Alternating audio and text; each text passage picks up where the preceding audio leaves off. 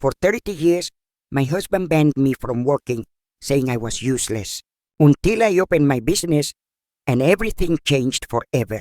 Before I tell you what happened, I'd love to know who's listening to my story. Please leave a comment telling me where you're watching from. Let's continue. Good story. I'm standing in the FBI field office downtown, my hands shaking so badly I can barely hold the coffee cup they gave me, watching through the one-way glass as Richard sits handcuffed to a metal table, his expensive suit wrinkled and stained with sweat, his face the color of old newspaper, and I feel absolutely nothing for him anymore. Not anger, not satisfaction, just a strange peaceful emptiness where 30 years of marriage used to live inside my chest like a weight I didn't know I was carrying until this exact moment when it lifted. At 72 years old, my hands tell stories my mouth never could. The deep lines across my palms aren't from hard labor, but from 3 decades of wringing them anxiously whenever Richard raised his voice. From twisting them in my lap during family dinners where I wasn't allowed to speak. From clenching them so hard, my nails left crescent moon scars in my own flesh just to keep from screaming out. I built my entire existence around making myself smaller, quieter, less visible, like those animals that learn to freeze completely. Still, when predators pass by, except my predator lived in my house, slept in my bed, and told everyone at church what a devoted wife I was. The abandonment wasn't sudden or dramatic like in the movies. There was no big fight, no packed suitcase, no slammed door echoing through an empty house. Instead, it was a slow erosion, a gradual disappearing act where I faded from three-dimensional person into two-dimensional backdrop in my own life, where my opinions became interruptions, my feelings became inconveniences, my very existence became negotiable. My name is Evelyn Margaret Crawford, though for most of my adult life I was just Richard's wife. Just the woman who stayed home, just the one who didn't understand business or money or anything important, and I almost believed it myself until everything fell spectacularly apart. Before I continue with what happened, I really want to know who's on the other side listening to me right now, who's taking time out of their day to hear an old woman's story. Comment your name and where you're watching from. It means the world to me to know my voice is reaching real people out there. And please check if you're subscribed to the channel. It helps me so much to keep sharing these real stories with all of you. Write in the comments where you're watching this video from. We love knowing how far our stories are traveling and how did I end up here in this cold government building watching my husband of 30 years get arrested for embezzlement and fraud. It started exactly 43 days ago when I found Carol's earring under our bed, the expensive diamond one I'd complimented at Christmas. My sister Carol had visited for Sunday dinner, hugged me tight in the doorway, told me how lucky I was to have such a wonderful provider in Richard, then apparently dropped her earring while screwing my husband in the bed I'd made that morning with hospital corners exactly how he liked them, because God forbid the sheets have a single wrinkle, or I'd hear about my incompetence for 3 straight days afterward. I picked up that earring, turned it over in my palm under the bedroom light, and something clicked in my brain, like a lock finally opening. All those late nights Richard claimed he was working, all those business trips to cities where Carol just happened to be visiting friends, all those knowing looks between them at family gatherings that I told myself I was imagining. Because surely my own sister wouldn't, surely my own husband couldn't, but they absolutely did, and they absolutely were and probably had been for years while I served them pot roast. I didn't confront them immediately, because 30 years of being told you're stupid and useless and incapable teaches you to doubt your own eyes, your own instincts, your own reality. So instead, I did what any woman who's been gaslit for 3 decades would do. I started paying attention to things I'd been trained to ignore. Noticing patterns I'd been conditioned to excuse. Following threads I'd learned to drop. The discovery hit me like walking into a glass door you didn't see. Sudden, disorienting, leaving you stunned and wondering how you missed something so obvious that was right in front of your face the entire time. Except this glass door was my entire marriage, and I'd been walking into it over and over for 30 years while everyone watched and nobody said a word because it was easier to let me keep hitting that wall. And that's how I ended up here, 72 years old, sitting in an FBI office, about to watch everything I thought I knew about my life get dismantled piece by piece like a house of cards built on lies and greed and betrayal so deep it would make your stomach turn if I told you everything right now. But I'm getting ahead of myself, and this story deserves to be told properly from the beginning to the bitter end. But let me take you back further, because the roots of this nightmare go deeper than one affair, deeper than one betrayal, all the way back to the day I met Richard 45 years ago at a church social when I was 27 and he was 32 and seemed so sophisticated. Richard worked in finance, wore expensive suits, drove a new Cadillac, talked about investments and portfolios and futures with such confidence that I, a simple girl who'd worked as a secretary since high school, felt like I'd won some kind of lottery when he asked me to dinner at the nicest restaurant in town, where I didn't even know which fork to use, and he thought my confusion was charming instead of embarrassing. We dated for 8 months. Proper courtship, my mother called it. Nothing rushed or improper. And he was attentive in that old-fashioned way, opening doors, paying for everything, making all the decisions about where we'd go and what we'd do, which I mistook for chivalry when it was actually the first red flag I was too young and naive to recognize as him establishing control, testing how easily I'd defer to him. Richard proposed at my parents' house with both families present. The rings already bought without asking my preference. The date already discussed with my father, but not with me. And everyone seemed so happy that I convinced myself the tight feeling in my chest was excitement, not anxiety, that the voice in my head saying slow down was just cold feet that every bride supposedly gets before taking that lifelong leap. We married in June 1980 at the Presbyterian Church downtown, a beautiful ceremony with 200 guests where I wore my mother's altered wedding dress because Richard said it was sentimental when really he just didn't want to spend money on something and wear one. And looking back at our wedding photos now, I can see the possessiveness in how his hand grips my waist.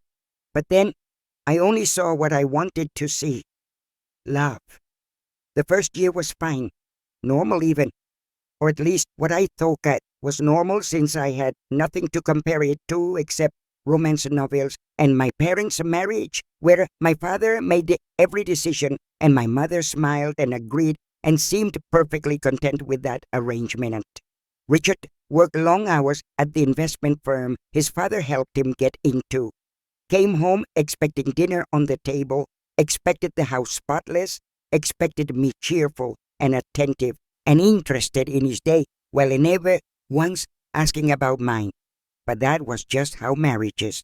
Worked in 1980, or so I told myself whenever that tight feeling came back into my chest, like a hand slowly closing around my heart and ribs. I kept my secretarial job those first months, saved my paychecks in a small account Richard didn't know about.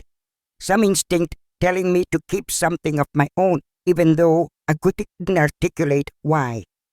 But he found the bank statements one Saturday while I was grocery shopping. The explosion when I came home is seared into my memory like a brand. Richard standing in the kitchen holding my bank statements in a fist so tight the papers crumpled, his face red, his voice shaking with rage as he demanded to know why I was hiding money from him, like he was some kind of stranger instead of my husband, like I didn't trust him, like I thought he couldn't provide for his own wife adequately enough. I tried explaining it wasn't about trust. It was just my savings from before we married, money I'd earned myself and wanted to keep separate for emergencies. But he talked over every word, his voice getting louder and louder until he was shouting that wives who work are saying their husbands aren't real men, that I was embarrassing him at the firm where everyone's wives stayed home like proper women should be doing. He grabbed the statements, tore them in half, then quarters, then tiny pieces like confetti raining down on our kitchen floor, and told me I'd quit my job Monday morning, close that account, transfer everything to our joint account, where he could see it, where it belonged, where there'd be no more secrets between us, because secrets, he said with his face inches from mine, are how marriages fall apart and fail completely.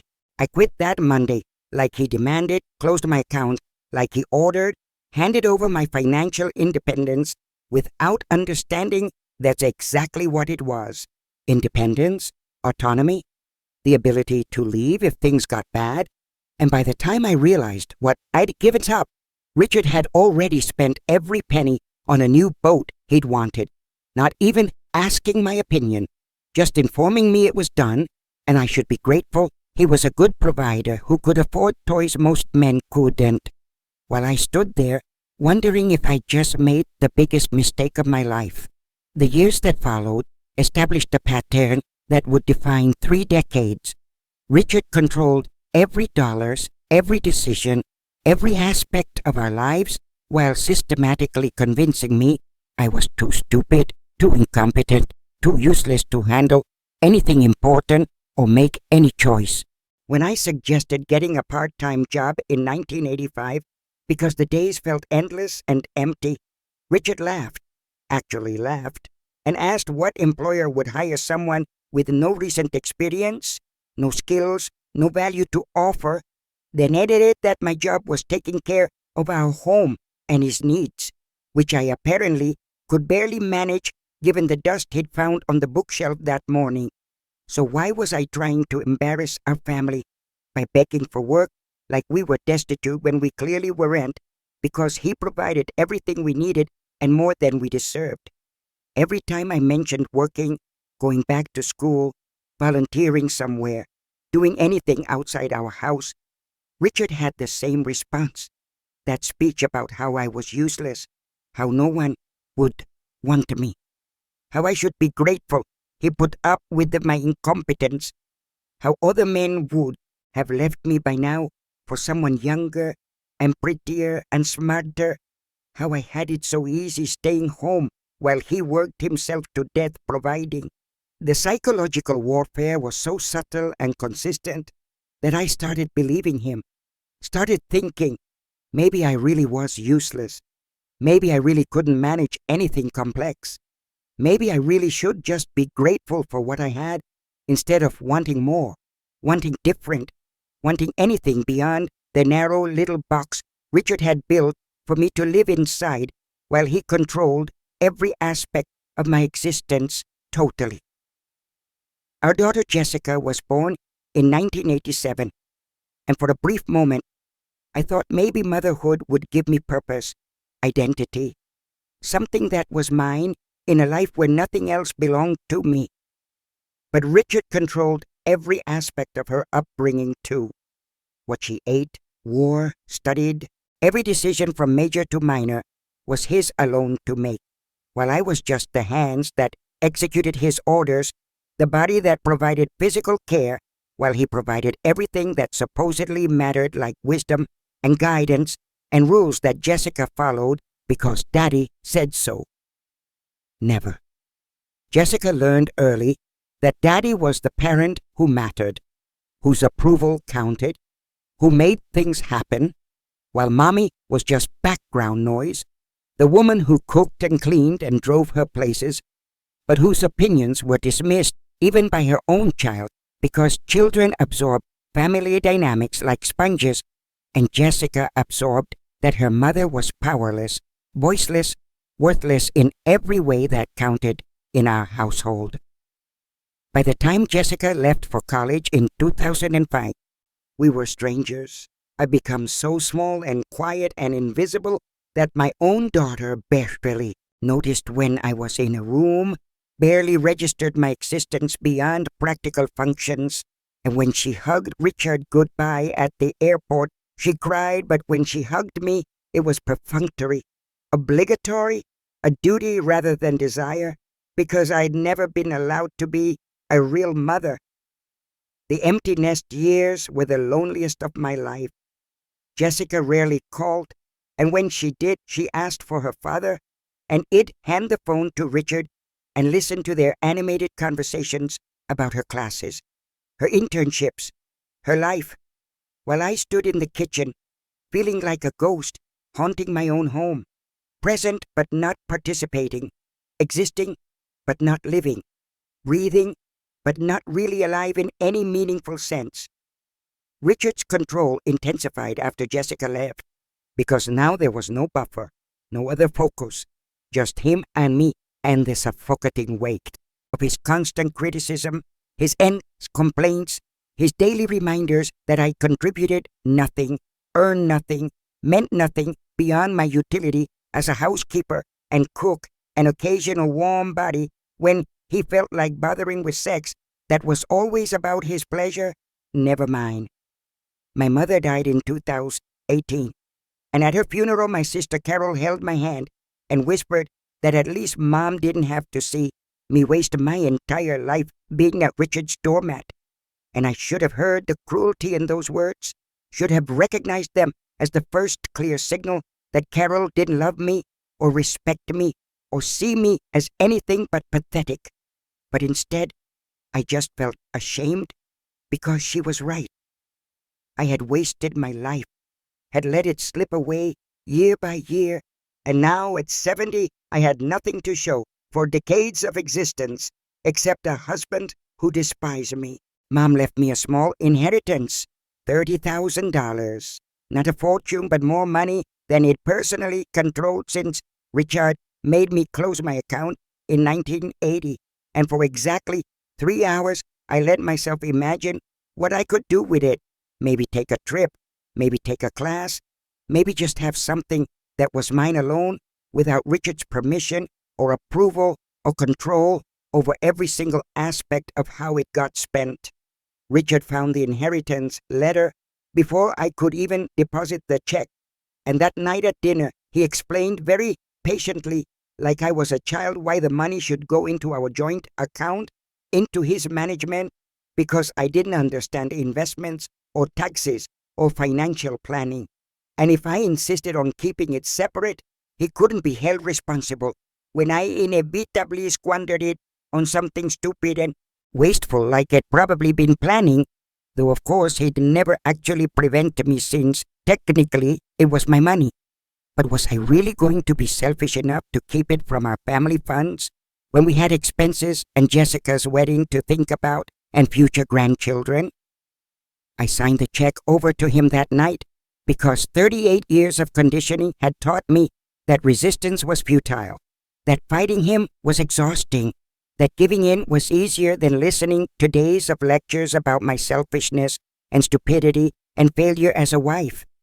He deposited my inheritance the next morning and used $15,000 of it to upgrade his golf club membership to the premium tier without asking me, without discussing it, without even acknowledging that the money enabling his upgrade came from my dead mother's savings. And when I quietly mentioned maybe we should have talked about it first, he told me I was being ridiculous and ungrateful for questioning his decisions.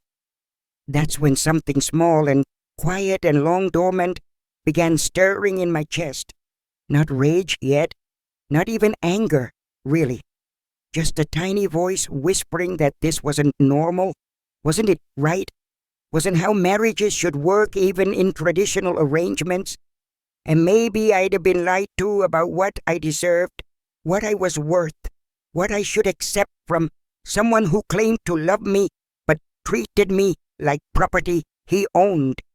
Then came last year, 2024, when everything accelerated toward this moment here in this FBI office, though I didn't know it yet, didn't see the threads connecting until they were all pulled tighter around Richard's neck like a noose had been weaving for decades out of his own greed. My sister Carol started visiting more often after Mom died.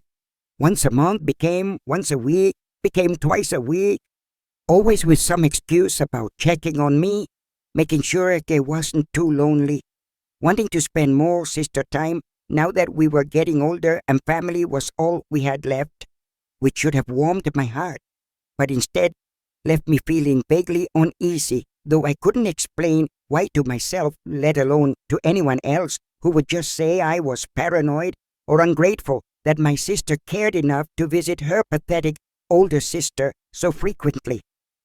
Carol was 67 to my 71, younger by 4 years, but always prettier, smarter, more successful. She had married a lawyer, had 2 accomplished children, lived in a beautiful house, seemed to have everything I didn't, including Richard's obvious admiration whenever she visited, the way his face lit up when her car pulled into our driveway, the way he laughed at her jokes and listened to her opinions and treated her like an actual person instead of an annoying obligation, which I told myself was just him being a good host to my sister, not him. Then I found Carol's earring under my bed in early October, and the house of cards I'd been living in started to collapse, one card at a time.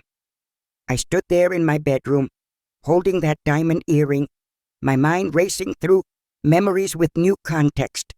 Carol's perfume, lingering in our bedroom after she'd supposedly just used our bathroom, Richard's shirt smelling like her signature scent, those late meetings that happened to coincide with Carol's trips to visit her son in the same city. 1,000 tiny inconsistencies I'd explained away because acknowledging them meant acknowledging something so horrible. My brain refused to process it fully until this moment, holding physical proof in my shaking hand.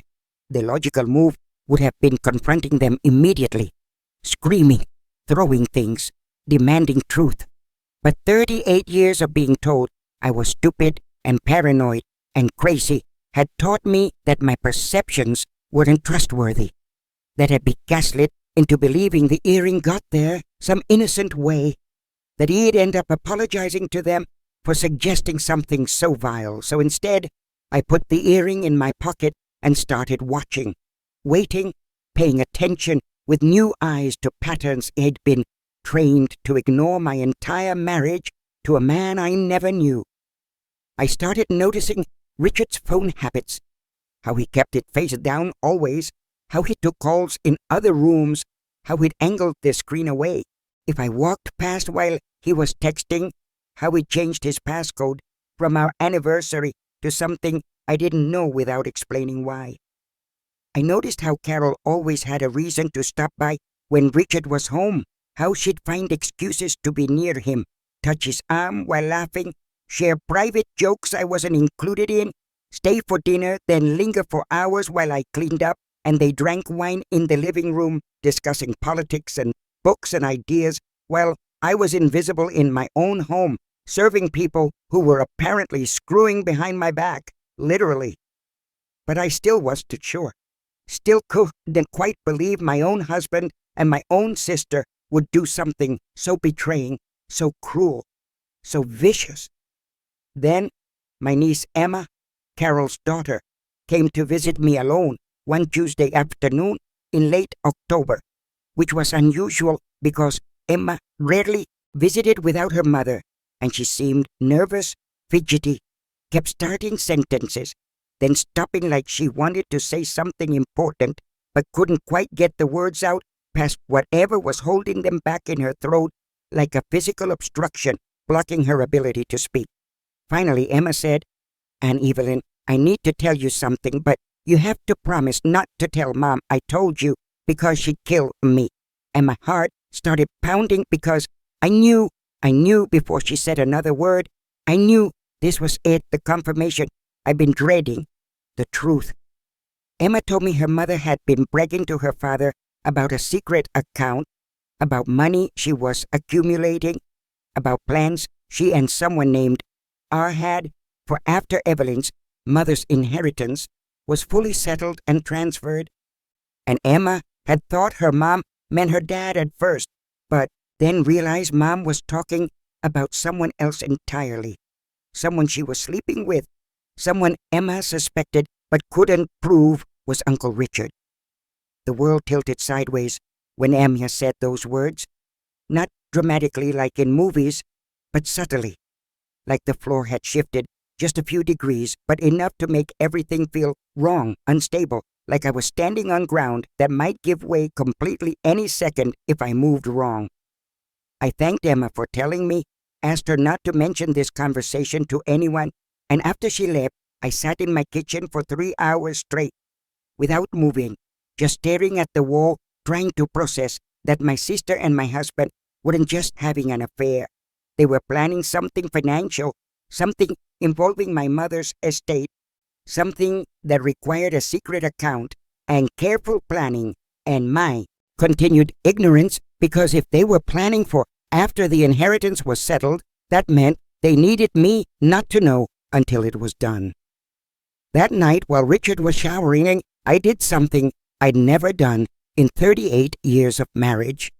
I went through his laptop, the one he kept password protected, the one he told me never to touch because it had sensitive work documents and client information, and I wouldn't understand any of it anyway, so why did I need access, which I'd accepted for decades, but now seemed like exactly the kind of thing someone with secrets would say to keep his wife from discovering those secrets that would destroy her if she knew what he was hiding from her completely.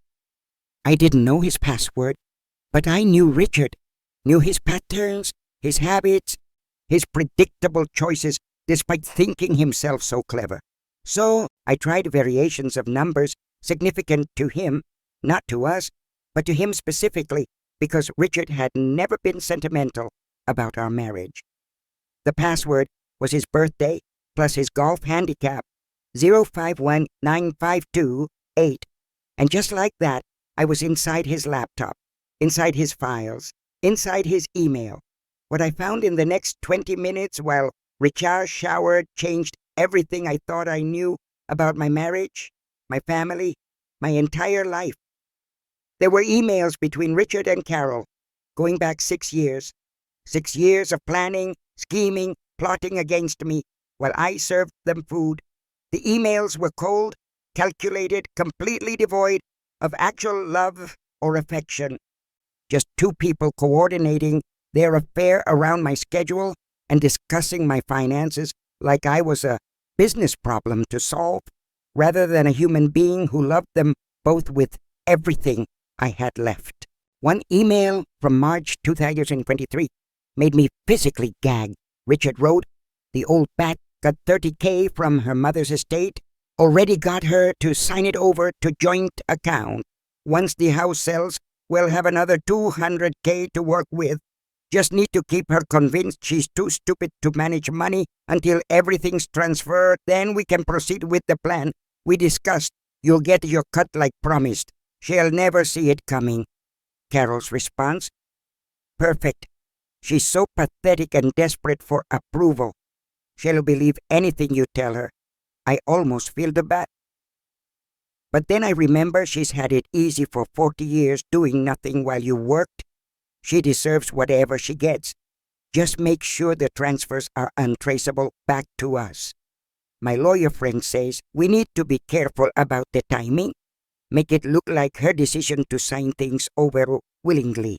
I sat there reading email after email, hundreds of them, years of correspondence where they called me stupid, useless, pathetic, a burden, a problem, an obstacle to overcome, where they joked about how easy I was to manipulate, how completely they'd broken me down, how I'd sign anything Richard put in front of me without reading it because I trusted him implicitly like the fool they both knew I was and had exploited.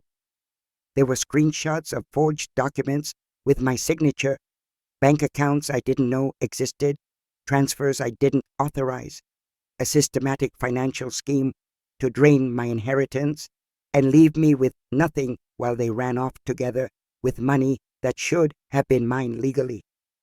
But the worst part, the part that made me want to die right there in my bedroom, was a video file dated 3 weeks earlier, October 15th, 2024. I clicked it with hands shaking so badly I almost couldn't control the mouse. And there they were, Richard and Carol in some hotel room I didn't recognize, naked in bed, and they were laughing, actually laughing, about how it just signed papers Richard brought home that I thought were refinancing documents for the mortgage, but were actually transferring my mother's house, which was in my name alone, which I had inherited, which Richard had convinced me to put into a trust he managed, into an LLC they'd created together with plans to sell it and split the proceeds. In the video, Carol said, "Does she really not understand anything she signs?" And Richard responded, "Evelyn doesn't read anything. She just trusts me.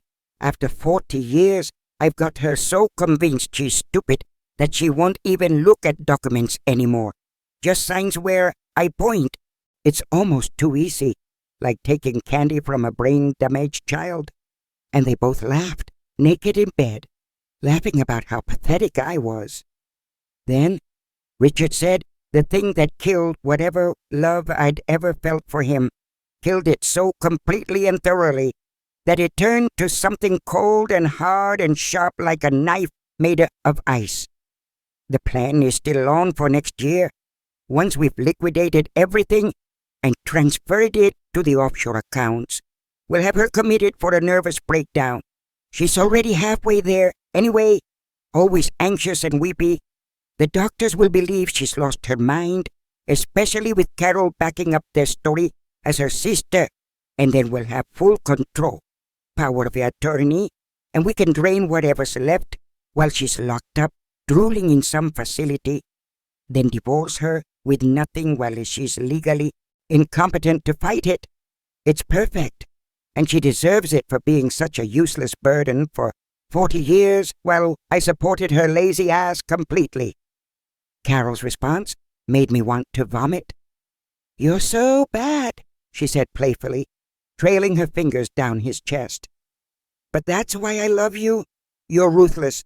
Not like my boring lawyer husband who has ethics and morals and all that useless crap. You do what needs to be done to get what we want. And what we want is her money and her house and everything she inherited because, let's face it, our mother liked her better for no good reason when I was always the successful one, the pretty one, the one who actually made something of herself. So it's only fair I get what?" I closed the laptop before I could hear more because I was going to scream, going to throw up, going to have the nervous breakdown they were planning to fake for me, except this one would be real because my husband and my sister, the two people I'd loved most in this world besides my daughter, were planning to steal everything I had, then lock me away in an institution so they could be together with my money while I rotted. The pain wasn't sharp, wasn't sudden like you'd expect from a knife to the heart. Instead, it was this spreading numbness, this cold realization that I'd wasted my entire life on someone who saw me as nothing but an obstacle, a problem, a thing to be dealt with and discarded when convenient. Everything clicked into place. Why Richard had isolated me, why he destroyed my confidence, why he'd kept me financially dependent and socially cut off from anyone who might help me see the truth, because abuses don't start with the big stuff. They chip away slowly, patiently, year after year, until you're so broken down you can imagine life without them, even when that life is a prison they built specifically to contain you. I sat on my bed in the dark after Richard finished his shower and went downstairs, and I made a decision. They wanted to play games with my life, my money, my sanity. Fine, but they've forgotten one crucial thing about underestimating people. We have nothing left to lose and everything to gain. For 2 months, I played the perfect role they expected.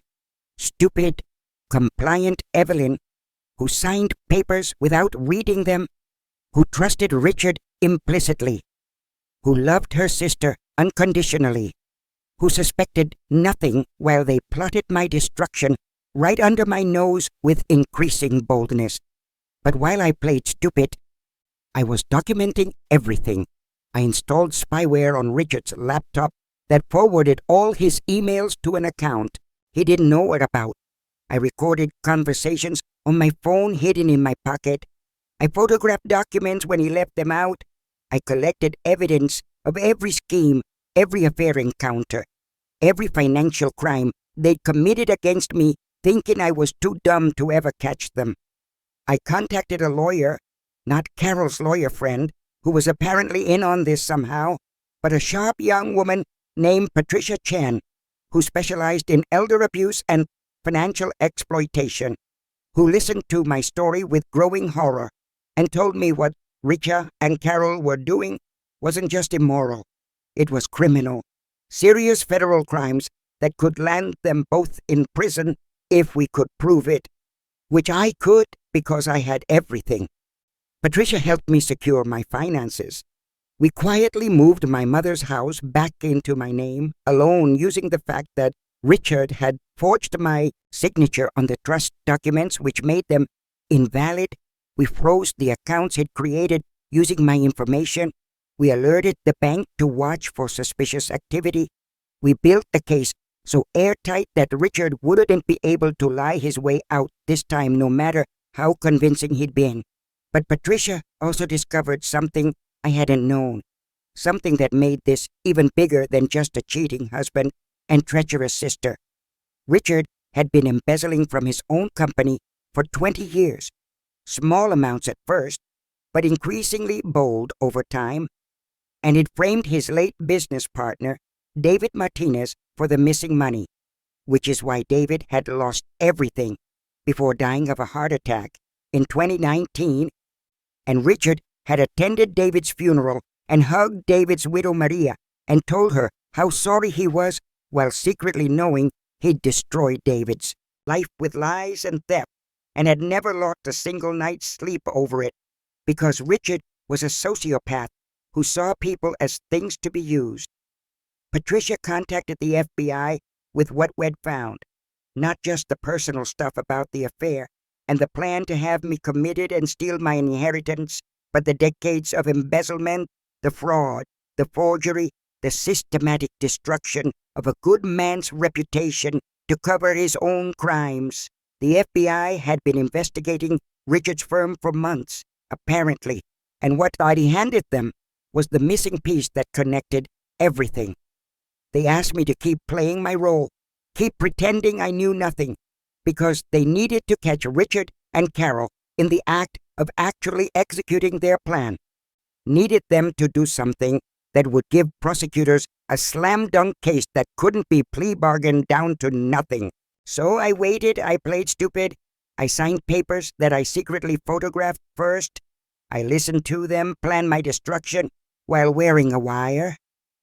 The trap was set for Jessica's wedding in December 2024. Our daughter was finally getting married to her longtime boyfriend, Marcus, at a beautiful venue in Connecticut with 200 guests, and Richard had convinced Jessica that I should give a mother of the bride speech because it would mean so much to me, which was suspicious because Richard had never encouraged me to speak publicly about anything in 40 years of marriage totally. Patricia figured it out. Richard wanted me to speak at the wedding so he could record me, then edit the footage to make me seem confused, unstable, incompetent, building his case that I was mentally unfit so that when he had me committed next month, everyone would remember how odd-eyed seemed at Jessica's wedding, how I'd rambled incoherently, how I'd clearly been losing my grip on reality, and Carol would back up every lie. But I had other plans for Jessica's wedding, plans that Patricia and the FBI had helped me perfect over weeks of careful preparation and timing. The wedding was beautiful. Jessica looked radiant in her grandmother's restored wedding dress, the one my mother wore, the one I never got to wear because Richard wanted to save money, and watching my daughter glow with happiness. I almost didn't want to ruin her day with what was coming. But Jessica deserved to know the truth about her father, deserved to see who Richard really was before she built her marriage on the same lies and illusions I'd built mine on, before she potentially repeated my mistakes because she'd learned it from watching us that wives should be quiet and submissive and endlessly forgiving even when their husbands treat them like servants rather than partners in a relationship built on mutual respect. The speeches started after dinner. Marcus's best man gave a funny toast. Jessica's maid of honor cried through hers. Then Richard stood up. Richard's speech was perfect, touching, funny, painting himself as the devoted father and loving husband, thanking me for my support over the years, telling stories that made him seem generous and wise, and watching him lie so smoothly to 200 people made me almost admire his talent for deception because I'd lived with this man for 40 years and still hadn't fully grasped how completely everything was a performance. Then it was my turn, and I stood up with a glass of champagne in my shaking hand and walked to the microphone. And I saw Richard's face. He was smiling, but his eyes were calculating, already planning how to use whatever I said as evidence of my declining mental state, which made what I was about to do even more satisfying than it imagined it would be during all those weeks of planning this moment with my lawyer and the FBI. I began, "Thank you all for being here to celebrate Jessica and Marcus. It means everything to me to see my daughter so happy, to see her starting her marriage with the honesty and love and respect. All the things I wish I'd had in my own marriage, instead of lies and betrayal and cruelty." The room went quiet, uncertain, people glancing at each other, wondering if I was about to have a breakdown right there at my daughter's wedding. I continued, "For 40 years I believed I was lucky to have a Richard, believed I was stupid and useless like he told me every day, believed that I deserved to be controlled and isolated and erased. But then I discovered something interesting about my marriage that I'd like to share with you." I nodded to the AV guy, the one Patricia had hired and planted there, and suddenly the projection screen lit up with Richard's laptop email inbox. The room gasped as email after email flashed on the screen. Richard and Carol planning their affair, discussing my money, calling me pathetic, laughing about how easy I was to manipulate, every vile thing they'd written about me displayed in high definition for 200 people to read. Richard stood up so fast his chair fell over, his face white, then red, then purple, yelling about privacy and illegal hacking and how dare I. But the screen kept going, showing the offshore accounts, the forged signatures, the plan to have me committed, the video of them laughing naked in bed.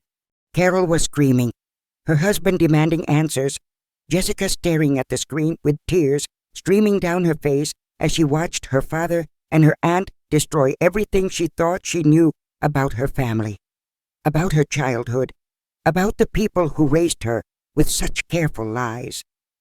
The screen went black for a moment, then a new image appeared, a split screen showing a live feed of FBI agents in tactical gear surrounding our house back home, and another feed of agents entering the offices of Richard's investment firm with search warrants and boxes for evidence. A voice came through the speakers. "This is Special Agent Morrison with the Federal Bureau of Investigation." And I turned to look directly at Richard, whose face had gone from purple to gray in seconds as he realized what was happening.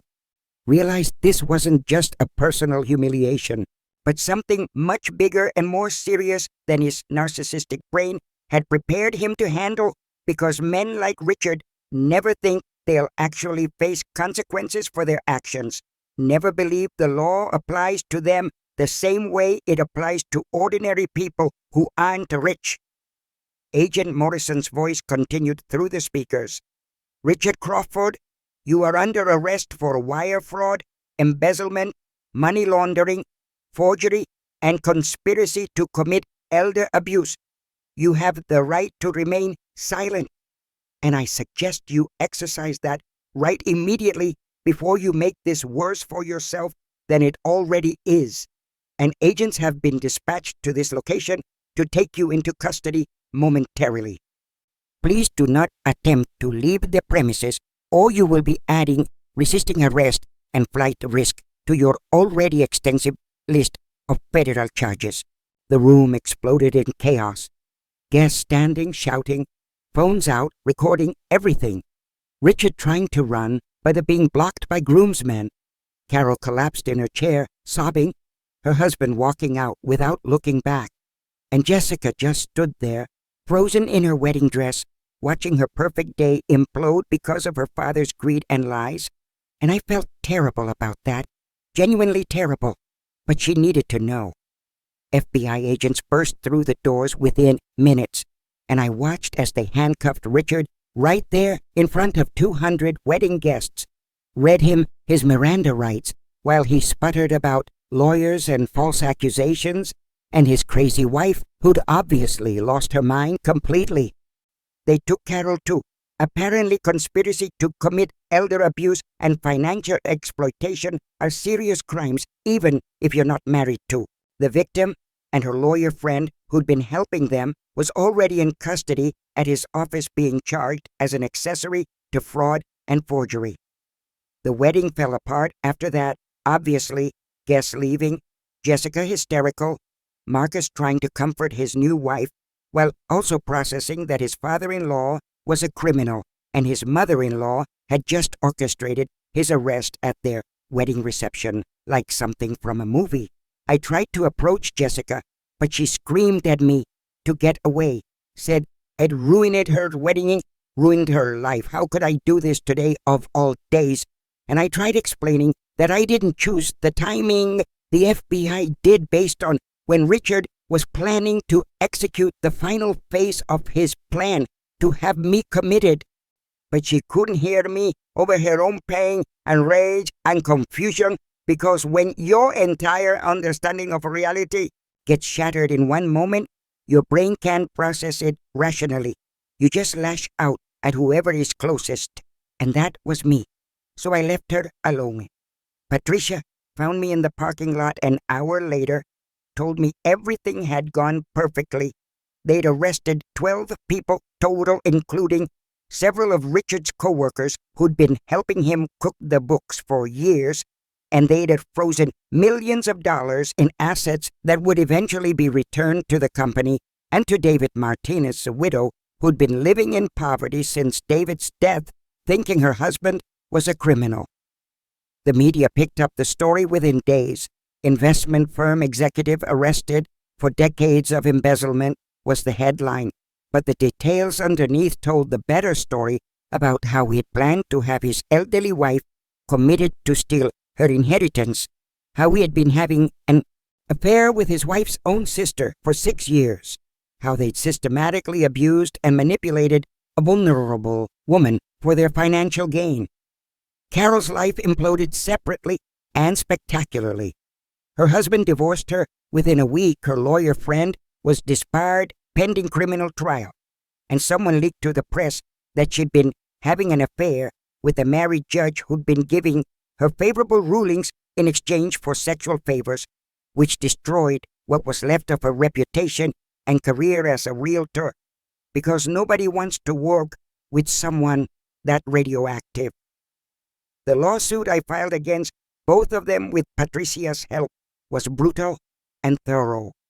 We sued for return of all stolen funds, emotional damages, pain and suffering, intentional infliction of emotional distress, fraud, and about 15 other things that added up to more money than the packer could ever pay, which meant liquidating everything they owned, their houses, their cars, their retirement accounts, every asset they'd accumulated.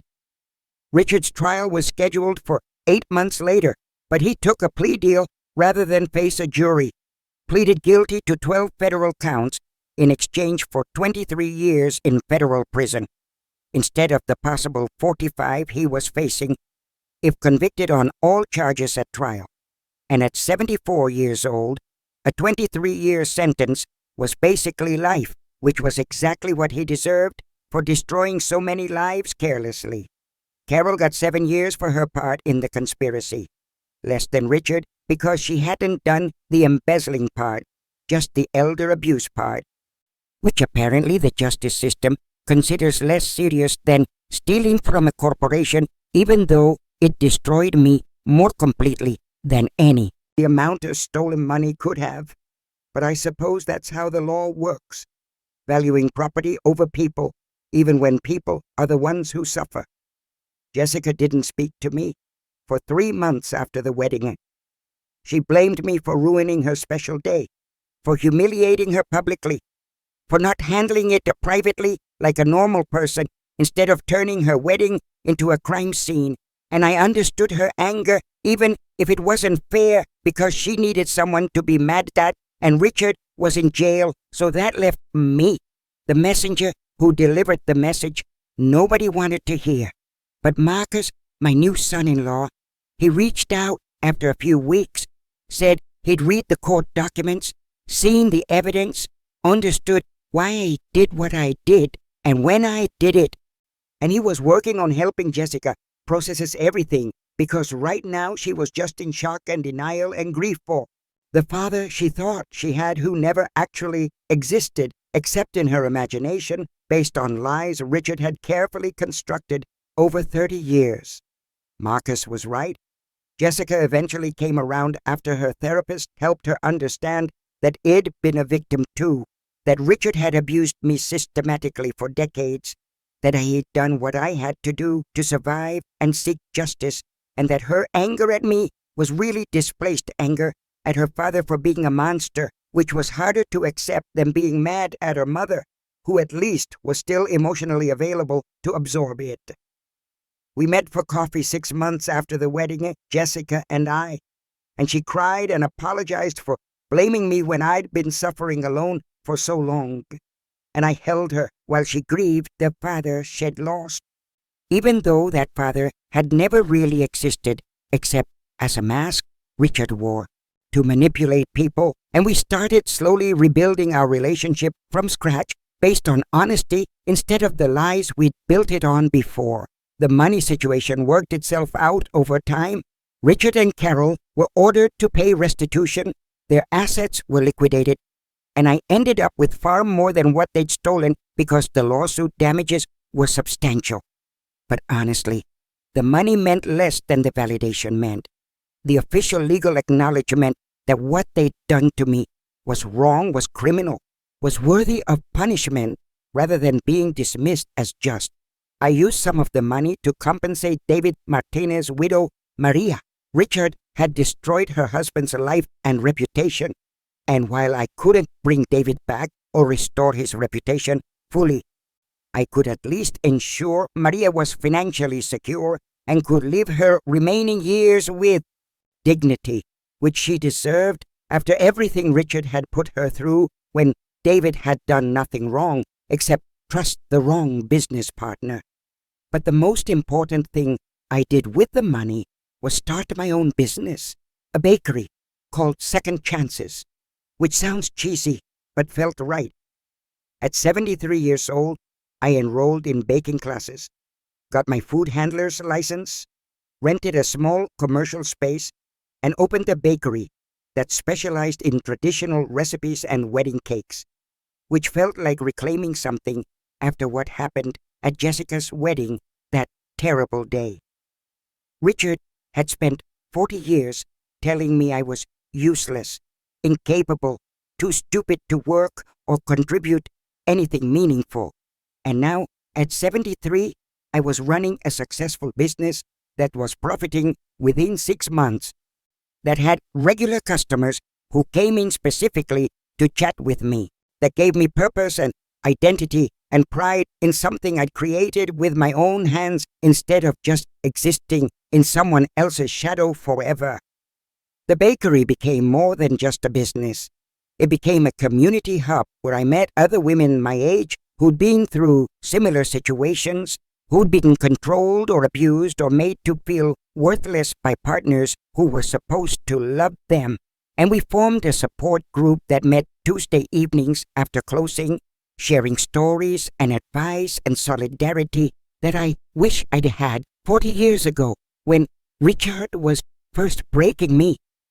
Jessica started helping at the bakery on weekends, learning to decorate cakes, and working side by side with her, we built the relationship we should have had all along. Talking about real things instead of the superficial safe topics Richard had controlled when he controlled our family. She told me one Saturday, while we were frosting cupcakes, that she'd always known something was wrong in our house, had sensed the tension and control and fear I'd lived with, but as a child, she hadn't had words for it, and as an adult, she'd been too busy with her own life to examine the dynamics too closely, and she felt guilty now for not seeing what was happening, not helping me, not questioning why her mother was so small. I told her it wasn't her fault. Children aren't responsible for their parents' dysfunction, and Richard had been careful to perform the role of good father with the heir while being cruel to me privately, which is what abusers do. They compartmentalize, showing different faces to different people. The news media eventually moved on to other stories, but the internet never forgets. Richard's mugshot lives forever on websites about white collar criminals. Carol's affair with the judge became a Wikipedia footnote on his page after he was impeached and removed from the bench for corruption. And sometimes people recognize me in the bakery from the articles about the wedding arrest. But mostly they're supportive, telling me I'm brave. I don't feel brave though. I feel like I barely survived, like I wasted most of my life before finally fighting back, like I should have seen the truth sooner and left sooner instead of staying for 40 years in a marriage that was hollow and dead from the beginning. But I was too scared and too conditioned and too convinced of my own worthlessness to imagine any other life being possible for someone as pathetic as Richard. But I also know that shame about not leaving sooner is itself a product of the abuse. Abusers spend years destroying your self-worth specifically, so you won't leave, won't fight back, won't believe you deserve better, and blaming myself for staying is like blaming a prisoner for not escaping from a jail that had no visible bars but was nonetheless impossible to break free from without outside help and inside revelation of the truth finally. Richard tried contacting me from prison twice. Letters sent through his lawyer asking me to visit, to consider forgiveness, to remember the good times we supposedly had together. But there were no good times, only times when I was too numb or too brainwashed to recognize how bad it really was. I sent back both letters unopened with a note through Patricia saying any further contact attempts would be considered harassment and restraint orders. Carol wrote to Jessica trying to explain, to justify, to rebuild their relationship. But Jessica burned the letters without reading them, said she had one mother and one aunt, and one of those people had loved her genuinely, while the other had just been using her as cover for an affair with her father. So the choice of who to maintain a relationship with was pretty clear when you looked at it that way without sentimentality clouding judgment. Carol's children, my niece Emma and nephew David, both reached out to apologize for their mother's actions and to thank me for telling Emma the truth when she had come to me with suspicions. Because knowing the truth, even when it hurts, is better than living a lie, even when the lie is comfortable. The anniversary of the wedding arrest passed, then another year, and life settled into something resembling normal, except normal now meant being an independent business owner with autonomy and purpose, instead of being Richard's unpaid servant living in fear of his next criticism or outburst. I started dating someone I met through the bakery, a widower named Frank, who comes in every morning for coffee and a blueberry muffin. And at first, I couldn't imagine being with another man after Richard. Couldn't imagine trusting someone that intimately again. But Frank was patient and kind, and gradually I learned that not all men are like Richard, that some actually respect their partners and listen and treat women as equals rather than property to control, which sounds obvious, but when you've lived under tyranny for 40 years, equality feels foreign at first, like learning a new language. Frank knows my history because I told him early on before things got serious, and he never once made me feel damaged or used or worthless because of what Richard did to me, which Richard used to say was what would happen if I ever left, that no man would want me after they knew how useless I was. But Richard was wrong about that, like he was wrong about so many things, and his prophecies about my future without him turned out to be lies designed to keep me trapped rather than actual predictions based in reality, because the reality is I'm thriving without him in ways he couldn't have imagined. The bakery expanded last year. I hired 3 employees, rented the adjacent space, added a small cafe area where customers can sit and eat, and now Second Chances is the most popular breakfast spot in our neighborhood, with lines out the door on weekend mornings, which would have seemed impossible just 3 years ago when I was still convinced I was too incompetent to accomplish anything meaningful without Richard's permission and supervision. Jessica had a baby last month, a little girl named Eve, and watching my daughter with her daughter made me cry because Jessica is the mother I never got to be. Confident and present and equal in her marriage instead of invisible and silent and erased. And I know that breaking the cycle of abuse by leaving Richard and showing Jessica what it looks like to stand up and fight back was maybe the most important thing he'll ever do besides love Eve. Richard has requested compassionate release 3 times now, claiming poor health, but the judge has denied it each time because the man who tried to have his wife committed to a mental institution for profit doesn't get compassion when he claims prison is too hard for his aging body and fragile health. Carol got out on parole last year after serving 5 years, and I heard through mutual acquaintances that she's living in a small apartment working at the grocery store because her real estate license was revoked, and nobody will hire her for professional work with her criminal record and Google history. Part of me feels bad about that.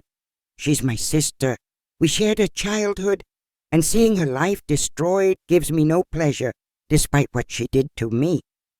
But the larger part of me remembers the video of them laughing about having me committed, remembers the emails calling me pathetic and worthless, remembers 30 years of her pretending to love me while secretly despising me and plotting with my husband, and that part feels like justice was done completely.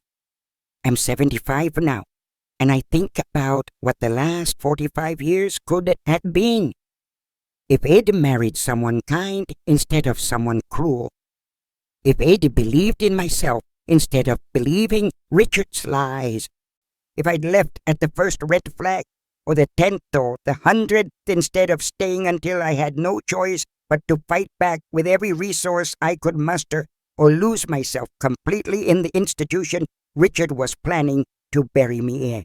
But I also think about what I've learned, what I've become, how I've helped other women through the support group avoid my mistakes or escape their own Richards before 40 years pass. And I think maybe surviving something terrible and coming out the other side is its own kind of victory.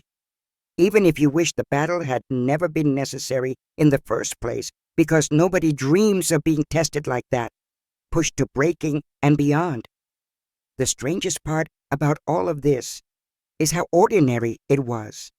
Not the dramatic ending with the FBI arrests and wedding scene confrontations, But the decades of slow erosion before that, the gradual normalization of abuse, the incremental isolation, the systematic destruction of self-worth that happens so slowly you don't realize you're disappearing until you're already gone and someone else is living your life while you watch from inside. People ask me sometimes how I didn't see it, how I didn't know Richard was evil, how I stayed so long with someone so cruel. And I try explaining that evil doesn't announce itself, doesn't show up wearing a villain costume, doesn't tell you on the first date that it plans to systematically destroy you over decades while stealing your money and sleeping with your sister, but instead it comes disguised as love and protection and tradition. Richard seemed normal because abuse hides behind normal, behind respectability, behind church attendance and country club memberships and successful careers, behind the perfect family photos and the nice house and the daughter who got into a good college. And if you're not looking carefully, you miss the control behind the care, the contempt behind the courtesy, the cage behind the comfortable life he claimed he was providing for my benefit always. Looking back now with 3 years of distance and therapy, I can see the patterns clearly, can see exactly how Richard isolated me and broke me down, can see Carol's role in supporting his abuse by pretending to care about me while secretly helping him plot against me, can see how the whole system was designed to keep me trapped and convinced I deserved to be trapped because I was lucky anyone would have me when I was so worthless and pathetic.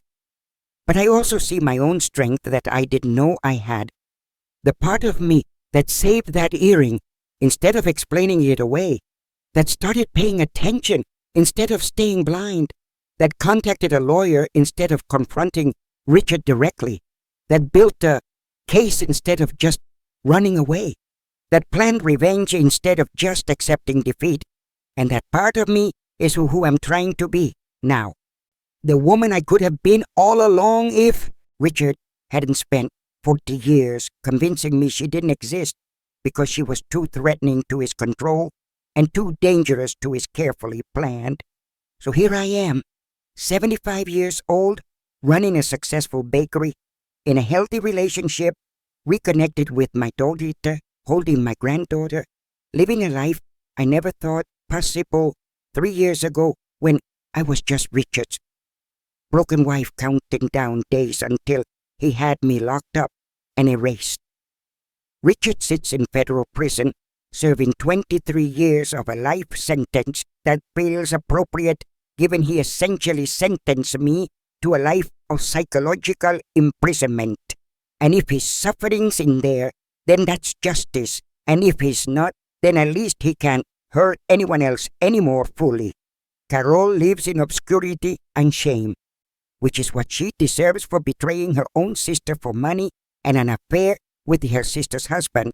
But I don't think about her much anymore because she's not worth the mental energy, not worth the space in my brain, not worth remembering when there are better things to focus on, like my business and my family and my future, instead of dwelling on past betrayals that can't be undone, only overcome, finally. Before I end my story, I want to ask you something, and I want you to really think about it before you answer in the comment section below this video. Have you ever been betrayed by someone you loved completely? Someone you trusted with your whole heart? Someone who was supposed to protect you, but instead used your trust against you to hurt you in ways you never saw coming until it was almost too late to fight back and save yourself from them? Do you think I went too far by exposing Richard and Carol at Jessica's wedding? Or was that the perfect moment to reveal the truth because they'd planned to use that event to build their case for having me committed, so turning their own plan against them was justified no matter the collateral?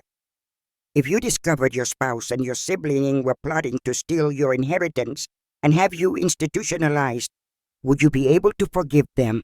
Or would you do exactly what I did and use every legal tool available to destroy them the same way they tried to destroy you for their profit? Would you have left sooner than I did? Or do you understand how abuse works? How it traps you gradually until leaving seems impossible? Because your self-worth is so demolished, you can't imagine surviving without the person who's been systematically destroying you for years or even decades slowly. Thank you for listening to my entire story, for staying with me through every painful detail, through the betrayal and the discovery and the revenge.